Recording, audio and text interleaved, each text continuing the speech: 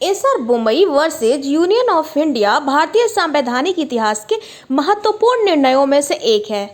इस मामले में सर्वोच्च न्यायालय ने अनुच्छेद 356 के दुरुपयोग पर नियंत्रण स्थापित किया और स्पष्ट किया, president rule is subject to judicial review, federalism is part of the basic structure of the constitution, article 356 cannot be used arbitrarily। Article 356 में ये प्रावधान है कि प्रेसिडेंट रूल इम्पोज्ड होगा when the constitutional machinery of A state fails. राष्ट्रपति शासन के तहत ये होता है कि केंद्र सरकार राज्यपाल के माध्यम से राज्य का प्रशासन अपने नियंत्रण में लेती है और राज्य विधानमंडल को निलंबित या भंग किया जा सकता है। क्योंकि अब संवैधानिक तंत्र के विफल होने की स्थिति में राज्य में राष्ट्रपति शासन लगाने का अधिकार अनुच्छेद 356 में दिया गया है। इसे संसद के दोनों सदनों द्वारा 2 महीने के भीतर अप्रूवल इसको मिलना आवश्यक है।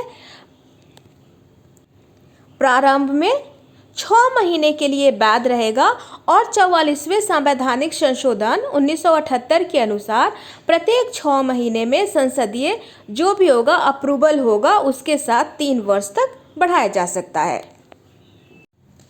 एसआर बोमई का केस इसी पर है और वो एक लैंडमार्क जजमेंट है, इसलिए इसको जानना बहुत ज़रूरी है आपके लिए। ये केस है 1989 का। एसआर बोमई वो कर्नाटक के चीफ मिनिस्टर थे उस टाइम और पिटिशनर भी वही थे। कुछ विधायकों द्वारा सरकार से समर्थन वापस लिया गया। जो राज्यपाल थे उन्होंने बिना फ्लोर टेस्ट, बिना बहुमत का परीक्षण कराए राष्ट्रपति को रिपोर्ट भेजी कि सरकार बहुमत खो चुकी है और राष्ट्रपति ने अनुच्छेद 356 के तहत राष्ट्रपति शासन लागू कर दिया और विधानसभा भंग कर दी गई। इसे सुप्रीम कोर्ट में चुनौती दी गई। ध्यान रखिएगा कि कर्नाटका का जो हाई कोर्ट था उसने इस डिसमिसल को अपहेल किया था। इसमें सवाल ये था कि does the president have absolute discretion under article 356? Is a presidential proclamation under article 356 justiciable? क्या राज्यपाल की रिपोर्ट अंतिम और निर्णायक मानी जाएगी? क्या विधानसभा में बहुमत का परीक्षण सदन के पटल पर होना चाहिए? क्या राष्ट्रपति शासन लगाने की शक्ति असीमित है? क्या राष्ट्रपति की घोषणा न्यायिक समीक्षा यानी जुडिशियल के अधीन है? देखिए इसमें क्या आया, प्रिंसिपल, लीगल प्रिंसिपल और जजमेंट इसमें क्या आया। The president satisfaction under article 356 is not absolute and is subject to judicial review. A government's majority must be tested on the floor of the assembly, not decided by the governor or the union executive.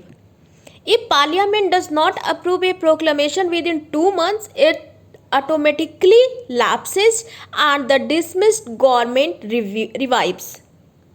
Secularism is part of the basic structure.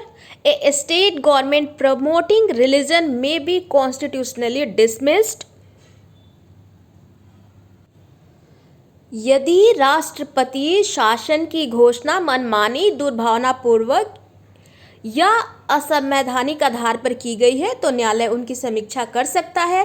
किसी सरकार की बहुमत का निर्धारण विधानसभा के पटल पर होना चाहिए, न कि केवल राज्यपाल के रिपोर्ट के आधार पर। राष्ट्रपति शासन केवल असाधारण परिस्थितियों में लगाया जाना चाहिए। इसका उपयोग राजनीतिक उद्देश्यों के लिए नहीं किया जा सकता है। न्यायालय ने कहा कि संघवाद, फेडरलिज्म भारतीय संसद की मूल संरचना बेसिक स्ट्रक्चर का हिस्सा है। साथ ही यह भी कहा गया कि secularism is a part of the basic structure of the constitution.